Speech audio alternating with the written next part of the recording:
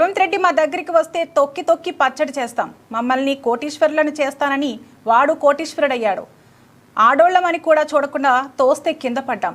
ఇంట్లోంటి గోస ఎప్పుడూ రాలేదన్నారు. యూరియానా మరి రేవంత్ రెడ్డి ఏమో అందరికి ఎప్పుడు ఇస్తాడు అంతేనా? ఎప్పుడు ఇస్తాడు? తొక్కి తొక్కి పచ్చల జాతర ఆయన చేస్తే ఎన్ని గంటలకు వచ్చిరమ్మా? ఓ అమ్మ 10 వాళ్ళ సంది తిరుగుతాడు. పువ్వు నీళ్ళు లేక పొద్దు నుంచి నోట్ల మన్నువాడ ఎట్లా ఉందమ్మా రేవంత్ రెడ్డి? మంచిగానే ఉంది. ఆ దొక్కుదుగా పండబెట్టి ఎప్పుడు వస్తాడు? అలా రైతులను రాజు చేస్తానంటున్నా.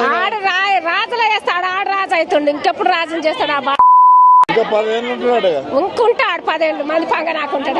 ఆడెప్పుడు ఉంటాడు? భయం అవుతుందా? అయ్యో మనం లేదా ఆయన పెద్ద మనిషి అయిందా?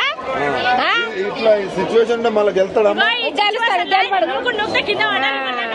ఆయన లైన్ ఉంటే మనకు భయం అవుతుంది. అంటే ఏ లైన్ నుంచి ఏంటి గురువు ఆయన?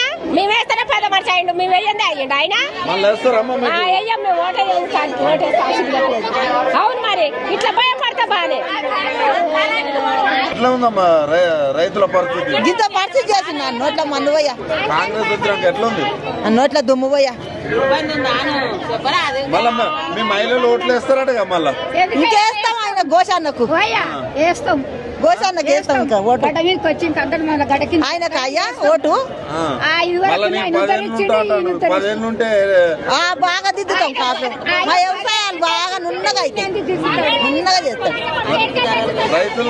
రైతులు రాజు చేస్తా అంటుండే చేస్తాడు. రాజుని ఇగో రాజుని చేస్తానే ఉండగా కనబడతానే నూకు నూకుతిగో బొర్రలకు గిరుకోవని దెబ్బలు తాకుతున్నాయి.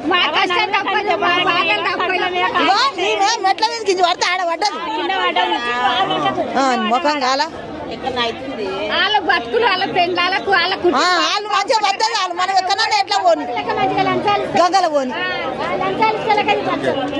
అంటే మీరు అందరూ రాజకీయం చేస్తున్నారు అని అంటుండ్రు. ఆయన ఏమంటుండ అంటే యూరియా ఇస్తున్నా కానీ వీళ్ళు అందరూ వేరే పార్టీ వాళ్ళు అని అంటుండ్రు. మీరు రైతుల పార్టీకి సంబంధించిన రైతుల భూముల కాడ తీసుకుపోయి చూపిస్తాం. మా భూముల కాడ తీసుకుపోయి రైతులమా కాదా వ్యవసాయాలు చేసి నాటు పెట్టి ఆడ ఇగిల పట్టినాం. మహిళలు కూడా కోటీశ్వరాలు చేస్తానే. అన్ని కోటీశ్వరులనే చేస్తాడు. ఆడు కోటీశ్వరుడు అవుతాడు. మేము కాదు అయ్యేది.